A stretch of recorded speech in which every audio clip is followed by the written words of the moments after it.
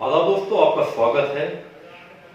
आज हम जिस शख्सियत से आपकी मुलाकात कराने वाले हैं वो शहर में अलग पहचान रखते हैं और उनके कई सारे ऐसे चर्चे हैं जो उनको शहर से अलग बनाते हैं। मैं बात कर रहा हूँ नगीना से आम आदमी पार्टी के नेता और सभासद फिरोज साहब। आज हम आपसे कई मुद्दों पर बात करेंगे। हम आज देश की राजनीति पर न जाकर के शहर के मुद्दों पर आपसे बात करना चाहेंगे, क्योंकि देश की राजनीति अधिकतर हो रही है लेकिन शहर की बात कहीं तक नहीं पहुंच पा रही। फिरोज साहब, शहर में चर्चाएं हैं कि आपने नगर पालिका से मिलने वाला कमीशन नहीं दिया। ये आप अपने आप को कुछ अलग दिखाना चाहते हैं या आम आदमी पार्टी में होने का असर? देखिए राजन साहब, सही बात है आपकी। दरअसल जो कमीशन है वो कमीशन शहर की जनता का पैसा है और मैं नहीं चाहता कि जो शहर की जनता का पैसा है उसका दुरुपयोग हो और उसका मिसयूज हो। मैं चाहता हूँ कि कोई कमीशन ऊपर ना हो, जो शहर में जितना पैसा आता है वो शहर की जनता पे लगे पैसा। और दूसरी बात यह है कि देखिए, मैं राजनीति व्यापार समझ के नहीं करता हूँ। सोशल वर्क है और जनता का पैसा है, जनता पे ही खर्च होना चाहिए। कहीं ना कहीं ये चीज है कि चुनाव के अंदर जातिवाद और धर्म और राय की राजनीति होती है, लेकिन आपने पिछले 2 इलेक्शन लड़े हैं जिसमें से एक आप जीते हैं। पिछले इलेक्शन में आप तकरीबन मैं समझता हूँ 24 से 25 वोट का अंतर आपकी जीत में रहा होगा। लेकिन अगर मैं आपके शिया समुदाय की बात करूं तो तकरीबन उस वार्ड के अंदर जहां से आप जीत कर आए हैं उस वार्ड में तकरीबन 60 या 70 वोट इतने ही वोट होंगे तकरीबन। लेकिन आप पिछली बार 20-25 वोट का फासला रहा, इस बार आप जो है शतक मार गए। तो क्या अब आने वाले वक्त में ये समझा जाए कि अब जो शहर की या वार्ड की राजनीति, मोहल्ले की राजनीति होगी तो वो आप जातिवाद से हट करके विकास के मुद्दों पर होगी? जी बिल्कुल सही बात है। देखिए, जब जातिवाद पे वोटिंग हुआ है तब उस क्षेत्र के लोगों को नुकसान हुआ है। और जहां तक वोटिंग का मामला है, ये जातिवाद धर्मवाद से हटकर होना चाहिए। अगर कोई इस काबिल है आदमी और उसके बिरादरी के वोट नहीं भी हैं और पब्लिक को लग रहा है तो वो जातिवाद से धर्म की जाति से हटके वोट करना चाहिए। अब आने वाले समय में क्या लगता है, जैसे कि आप कहते हैं कि नगर पालिका के पास बहुत पैसा है, नगर पालिका अगर चाहे तो बहुत से काम ऐसे हैं जो कहीं और से होते हैं वो नगर पालिका अपने जरिए से करा सकती है। देखिए, कौन कौन से काम है? एक साल में 40 से 44 करोड़ रुपए का बजट पास होता है जी। और ये बजट कम नहीं है, बहुत बड़ा बजट है। अगर नगर पालिका चाहे तो बहुत काम करा सकती है, यानी उसके बाद भी पैसा बच जाएगा। लेकिन नगर पालिका नहीं करा पाती है, वो ये कि कमीशन खोरी है। कुछ लोग नगर के इसे बिजनेस का रूप देते हैं। इसे बिजनेस का रूप ना लेके जनता की सोचनी चाहिए और जनता के काम में इस पैसे को लगाना चाहिए। वो काम कौन कौन से जो नगर पालिका अपने बजट से करा सकती है? देखिए, अगर लोग शहर के लोग दूसरी अगर नगर पालिका अध्यक्ष और अधिशासी अधिकारी, मैं तो नगर पालिका अध्यक्ष है, अगर नगर पालिका अध्यक्ष चाहें तो अपने बजट से, जैसे कुत्ते काटा है, कुत्ते काटे के इंजेक्शन अवेलेबल नहीं रहते, तो कुत्ते काटे के इंजेक्शन नगर पालिका अपने बजट से लगवा सकती है, क्योंकि जो कुत्तों का आतंक है वो नगर पालिका के अंडर में है। भाई, कुत्ता कोई बाहर से नहीं आ रहा है जी। और जो आम जनमानस है, जो आम पब्लिक है, मैं समझता हूँ कि नगीने की जो आवाम है उसमें लगभग 20 से 25 लोग रोज कुत्तों का शिकार होते हैं और उस शिकार के बाद जो कुत्ते काटते हैं, इंजेक्शन इतने अवेलेबल नहीं हो पाते। नगर पालिका अगर चाहे तो अपने बजट से, अगर नगर पालिका अध्यक्ष चाहे तो अपने बजट से वो बोर्ड पास करके लगवा सकते हैं। और इसके अलावा देखिए, वाटर टैक्स, हाउस टैक्स का मामला है जी। मैं ये समझता हूँ कि हाउस टैक्स, वाटर टैक्स भी, वाटर टैक्स तो बहुत कम हो सकता है, ना कि बराबर हो सकता है। हाउस टैक्स पे काफी छूट हो सकती है।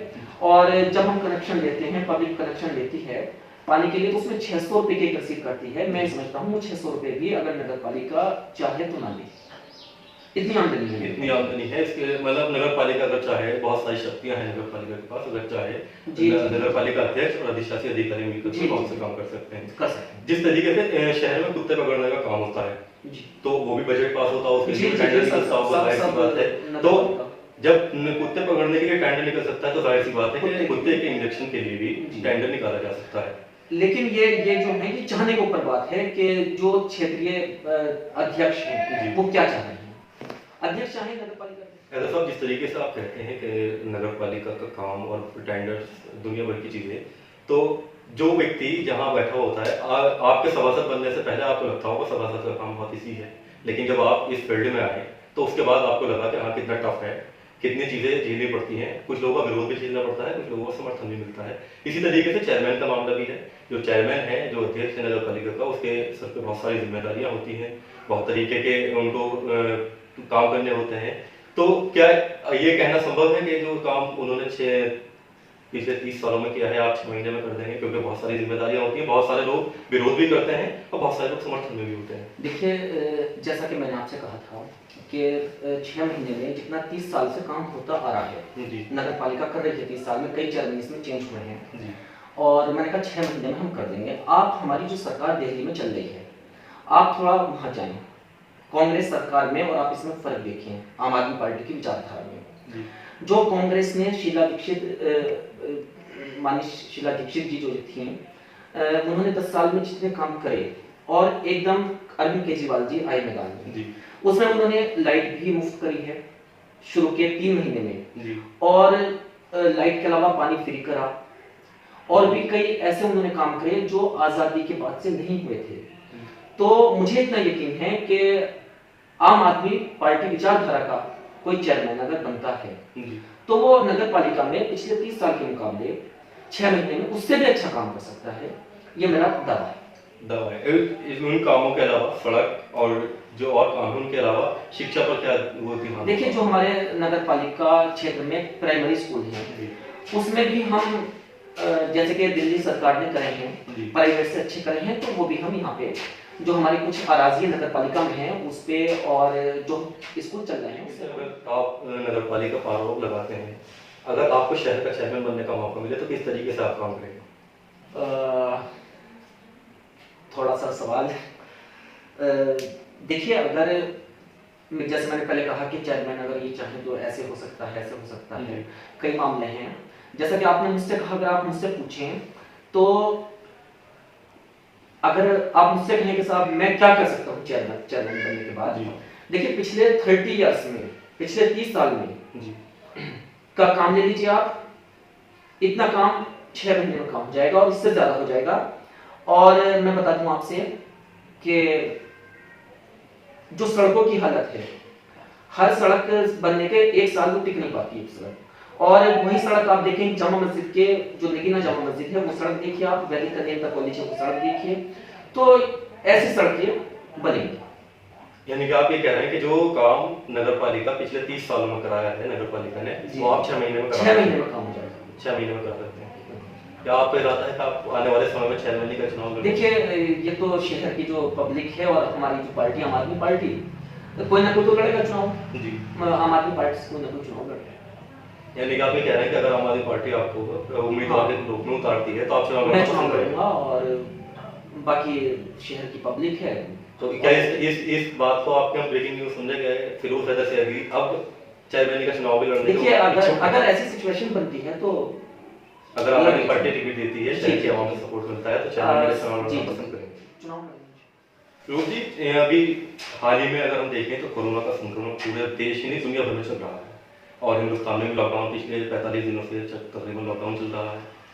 सफाई व्यवस्था की क्या स्थिति है शहर के अंदर, खासकर आपके वार्ड के अंदर? देखिए, मेरी तो कोशिश रहती है कि सफाई व्यवस्था जो है वो बेहतर हो, लेकिन अगर हम शहर के सफाई व्यवस्था की बात करें तो जो हमारे शहर के नाले हैं और नालियाँ हैं, मेरे हिसाब से वो सफाई नहीं है जब तक इसका तलीछड़ अभियान ना चले। आज भी मैं दिखा सकता हूँ और आपके चैनल के माध्यम से मांग भी कर रहा हूँ कि जो शहर के नाले अटे पड़े हैं उनमें सफाई हो, और सफाई होगी तो मैं समझता हूँ कि मच्छर भी कंट्रोल होगा।